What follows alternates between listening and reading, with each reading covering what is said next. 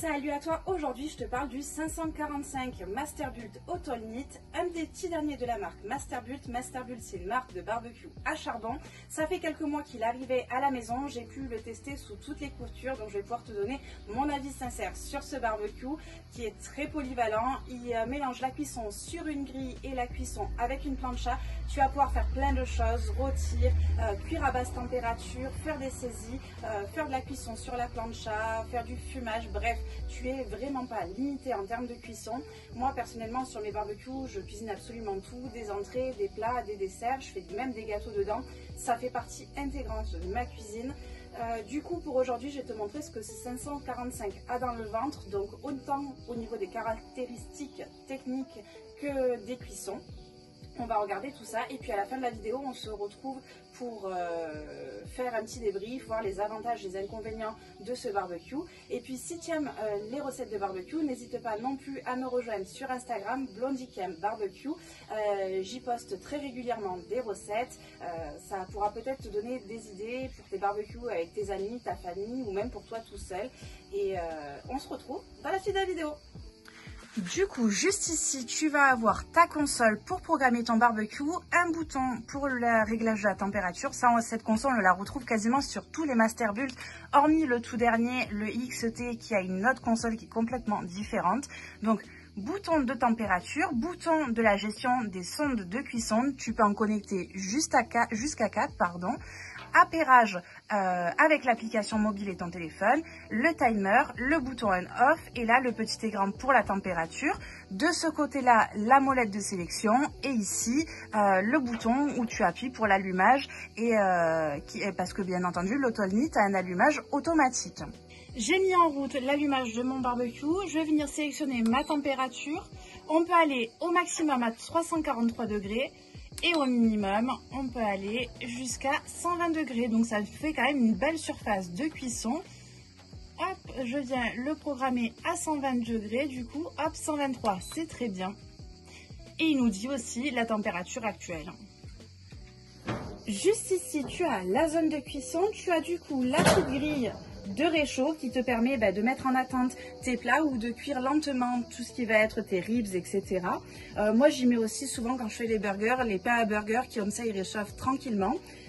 Ici tu as une plaque de cuisson, donc en fonte, elle est réversible, un côté pour saisir, un côté pour fumer, c'est de la fonte émaillée donc aucun souci.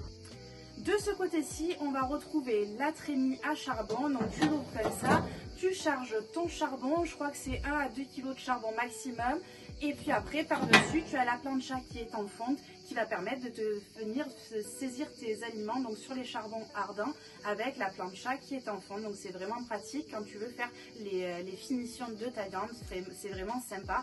Et ensuite tu refermes ton couvert et on a une dimension et un look qui est vraiment agréable.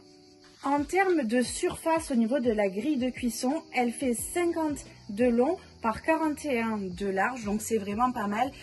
Si tu es en famille, tu vas pouvoir cuire de 6 à 8 personnes sans problème. On va venir charger notre charbon, donc j'ouvre ici, et ensuite il ne me reste plus qu'à faire le chargement.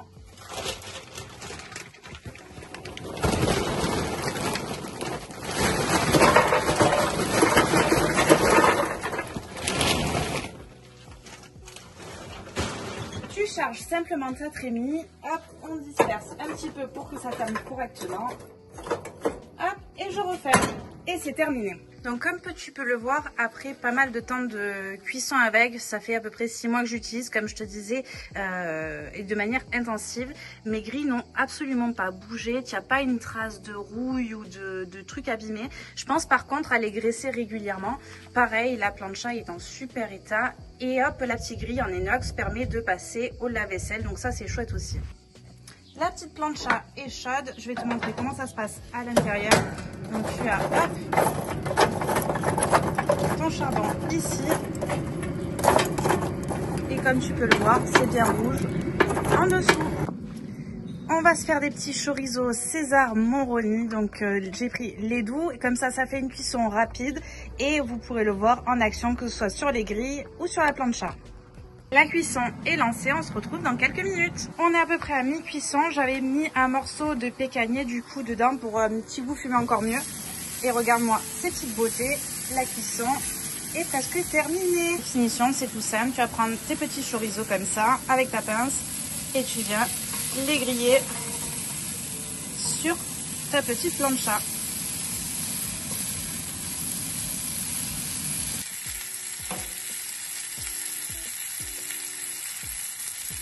Avantages et inconvénients de ce barbecue, on est sur la dernière partie de la vidéo. Niveau avantage, moi j'en vois énormément. Déjà, son budget, on est autour de 500-550 euros. C'est un prix tout à fait correct pour un barbecue qui est équipé de cette technologie-là. Donc on le rappelle, allumage automatique, gestion de la température, gestion des sondes de cuisson. Tu as vraiment une multitude d'options pour un barbecue à ce prix-là. Second avantage, on va dire son design. Moi j'adore le look des Masterbuilt. On est sur des barbecues typiquement américains et j'aime beaucoup ça. Je trouve qu'ils font toujours sensation sur ma cuisine d'été. Ensuite, sa polyvalence, on en a déjà parlé, le fait qu'il y ait une grille et une plancha, tu trouves pas ça sur tous les barbecues, donc c'est vraiment pas mal. Et dernière chose, c'est la facilité d'utilisation. Que tu sois expert ou débutant, tu te feras plaisir avec ce barbecue. Inconvénient, il y en a forcément. Tu te doutes bien pour 500 et quelques euros, le métal est plutôt fin. Après, comme tu peux le voir, ça fait pas mal de mois que je l'utilise et je l'utilise intensément et il n'a pas bougé. Donc c'est vraiment pas mal. Seconde chose, il faut une prise électrique pour le faire fonctionner. Tu ne pourras pas l'emmener en bivouac avec toi. Forcément, s'il y a une console avec des options électroniques, il te faut une prise électrique pour l'alimenter. Donc forcément, ça peut être un inconvénient si tu veux pouvoir l'emmener partout avec toi. Dernière chose, c'est deux dernières choses plutôt, pas d'accès direct à la flamme, hormis si tu ouvres ici la crémie et que tu viens snacker directement dans ta braise, mais avec ça tu auras du coup des résultats très caramélisés. Et seconde chose, si tu reçois par exemple plus de 20 personnes tous les week-ends, forcément ta zone de cuisson elle va être un petit peu limitée et tu vas potentiellement manquer de place. Moi personnellement, pour 6 à 8 personnes, je trouve qu'il convient tout à fait. J'espère en attendant que cette vidéo t'aura plu. Moi je me suis beaucoup amusée à la faire et on se retrouve très prochainement pour une nouvelle vidéo. Si jamais en attendant, n'hésite pas à me rejoindre sur Instagram, comme ça on regarde toutes les vidéos de recettes ensemble. À bientôt.